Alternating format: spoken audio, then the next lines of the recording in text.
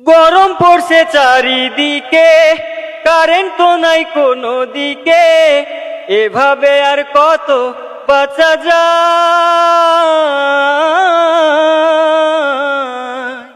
সমস্যা সব গরমকালে, ভালো ছিলাম ঠান্ডা কালে, এত গরম রাতেও ঘুম নাই। ওরে এত গরমে কি জ্বালা, তার উপরে মশার ঠেলা, এমন দেশ তো আগে দেখি নাই। আমরা সুখের জন্য সারাদিন দৌড়াই, সুখ কিন্তু আজ পর্যন্ত আমরা কেউ চোখে দেখি নাই।